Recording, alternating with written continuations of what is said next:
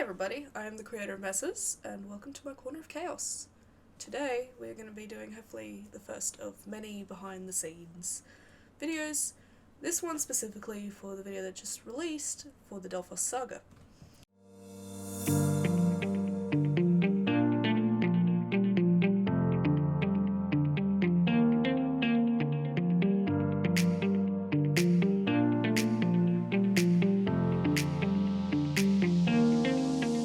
This is for the Delphos Saga, and if you haven't watched the video that I'm about to be talking about, I do suggest that you go watch that first, because obviously, you know, behind the scenes, maybe watch the video first. Generally self-explanatory. Anyway, I thought I would come on here and actually give you this kind of overview / answer some questions, and actually bring in a little bit of snippets of things that we actually filmed prior to the making of this video as just a bit of documentation, just to see like what we did, how we did it, what went well, what went badly. Spoiler alert, a lot went badly. Anyway, so I'll go through some questions and I'll elaborate on these questions and hopefully give you a good oversight of what's going on. So question 1, what was your favourite part of filming? That's a bit of a hard question to answer, considering that honestly behind the scenes not everything went great.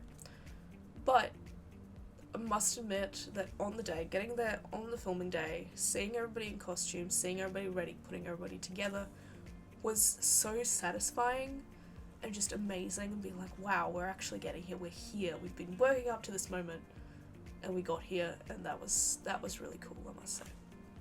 Next question. What did you all use to get Damon, Pandora, and Icarus colouring? Body paint? ? Great cosplays. Oh, thank you. So we did actually use some body paint. We used 2 types. For Damon and Pandora, I'm pretty sure that we used the Tag water-based body paints. They're wonderful, they're probably some of our favourite body paints to use. They are water activated, so if it rains or if you get wet, slight issues.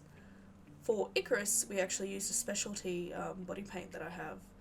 It's from Body Colour Cosmetics, and it is actually water resistant. You use a special little spray to put it on, it's really cool. And I do highly recommend it, especially if you want it to last for a really long time, or if you want to douse yourself in water. But yeah, those are great. And they were used for like the head, neck, kind of chest area. As for your hands and like legs, we actually used Wheel of Colour arm socks and I guess leggings, tights. They're really good, they match a lot of the colours really well, and they let your arms be free whilst you're doing many things. Moving on to the next thing, which is kind of related actually. Who made the costumes? So I actually made the costumes for Maze and Icarus. Green Applesauce made their costume for Pandora. And then the extras were given kind of like a guideline for what they should kind of look like. General mercenary, but with Greco-Roman themes. And then we brought a bunch of extra pieces for them to put on, and weaponry. So it was kind of a collaborative mix of who made what. Next thing, how long did the whole process take? So that's quite a big one actually, because originally, right before the season 1 finale of Delphos Saga, Green Applesauce came to me and was like, oh yeah, we should kind of do something maybe for the Delphos Saga anniversary. And I was like, yeah, you know, could be fun, we should maybe do that. And then the episode aired, and I went, huh, wow, we must do something. And for all those people who are on Discord for Life the Party, and if you'd seen the cosplay chat at the time, we were like going feral, sending memes of like dealing with the trauma of the episode, and then instead trying to start a new video. It was good. So yeah, that's when we started it, and then we had about 5 months, so from the start of January all the way to May, we had about 5 months of work. The first few months was definitely a lot of like figuring out the details, trying to figure out the storyline, picking music, storyboarding, blah blah blah, trying to get our shit together, I guess. There was all sorts of little things, and then like finding extras is actually surprisingly difficult. We had a few things happen here and there, and a lot of things didn't actually get done until the last couple of weeks, because, you know, classic cosplayer where you just can't seem to manage your time very well. And we probably could have done it a lot shorter of time, because there was definitely some, like, wasted time amongst that. But also we needed, like, time to get things together. So, yeah, in about 5 months, I'd say. What equipment did you use? Okay, so the main piece of equipment we use is a camera, a little friend here that I'm filming on right now. It is a Canon EOS M3. It is a cute little camera that was originally designed for vlogging. It's cute. It's very good. It's got good video. It's got good photo. I use it for all my photo shoots basically. And that was the main camera we used. We also used another camera that, it's another Canon camera. I'm not sure which model it is. It's a little newer than this one. But we used that all for the behind the scenes on the filming day. So there wasn't a huge amount done on it, but we did use that. The big thing I actually purchased for the purpose of video making was a gimbal, which I was so excited to get because I've wanted a gimbal for like ages. They're amazing. And I got myself a Manfrotto gimbal. It is beautiful. It is my now little baby, I guess. And I think you could tell from the first Dawnbringers video that I made to this one, just the quality of stability and how everything was shot is so much nicer. And we really, really like having it. It was definitely worth the investment.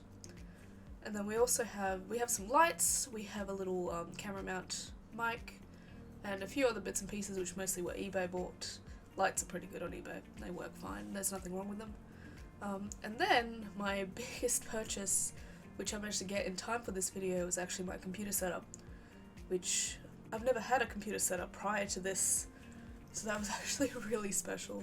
And because for the first Dawnbringer video, I actually had to go to my best friend's house to use their Premiere Pro, because that's how I edit, to be able to make the video happen. So now that I had this, it's just so much better. It's like a quality of life improvement almost for video making and stuff. But yeah, it was really, really good. And I also have a Razer Siren Mini as my current mic for just voiceover things, which is lovely. Yeah, so that's the base that I used. So yeah, that's basically most of the equipment, apart from, like, I guess we have a couple of tripods. We have actually a Manfrotto tripod and a little like octopus little twisty leg one that you can attach to things, but we didn't use those during the video. Next one, boy, that's a big one. Did anything go wrong whilst filming? Short answer is hell yes, everything.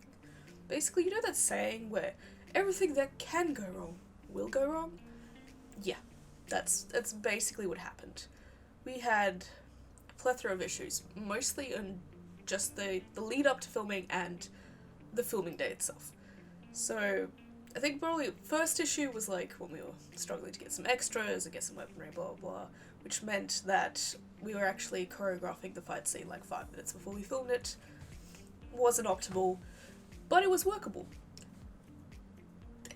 The biggest thing, probably, apart from the day, was I remember a few months, I think it might have been a couple of months actually, prior to filming, I got Green Applesauce to make a tweet about how we had a drone. We were meant to be filming with a drone. It was going to be really cool, and we were really excited. So I actually took my main cast and crew out to what was meant to be our location. It's this beautiful cliffside, middle of nowhere place, a little path. I will insert some footage of us going there. Yeah, it's this beautiful place and I love it. It's my favourite location. But the issue was, I always seem to forget how non-people friendly this area is. It's gorgeous, but it's difficult terrain. And I completely forgot that, honestly, because I usually only go there with myself or maybe one other person, so taking any more than that was crazy. It was very stressful. Try not to, like, lose anybody down the cliff, I guess.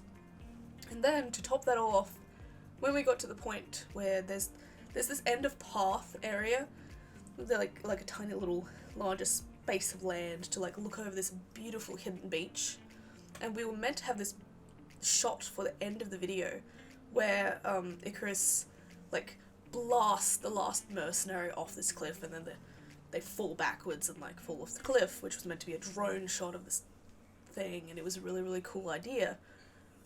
But unfortunately, it was too windy on the day, and probably would have been too windy any day, and our drone, we got a little tiny bit of beautiful footage of this beach, and during the test we managed to, it got blown into the side of the cliff basically, and it got stuck there, and we actually had to go rescue it. Here is a beautiful photo of me on a cliffside, trying not to fall down, but also trying to rescue the drone. And that was a little stressful. We lost a couple parts of the drone from just how we had to get it back.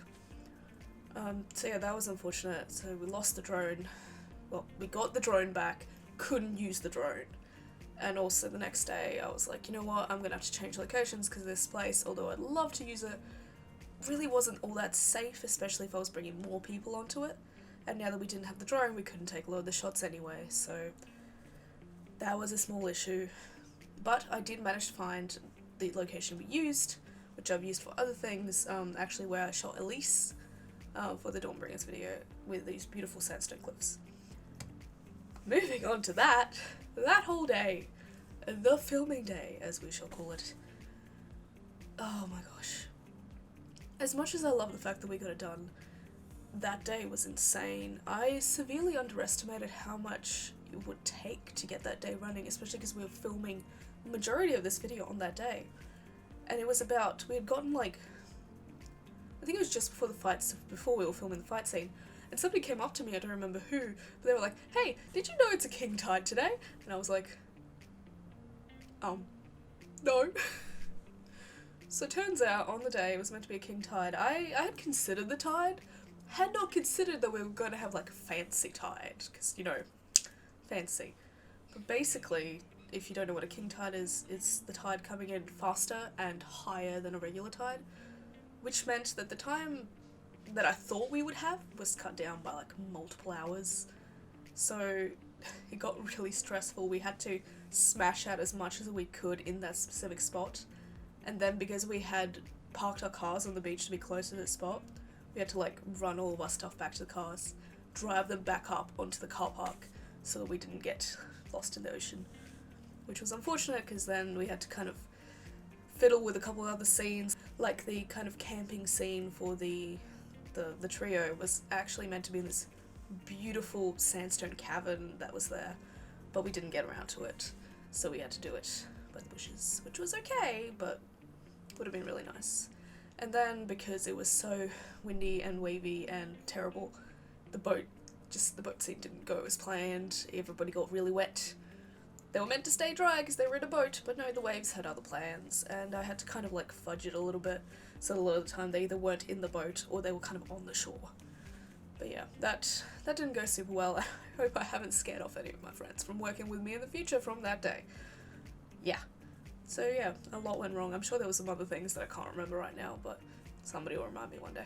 And now, final question. Do you have future video plans? I don't know how much I can say, but I can say yes. There are lots of them. I can say that there's at least 2 Life of the Party or Delphos Saga or everything else related ones that are planned for this year, I guess. Probably my closest thing to a spoiler I can say is October. There's one for October, and that one's gonna be fun.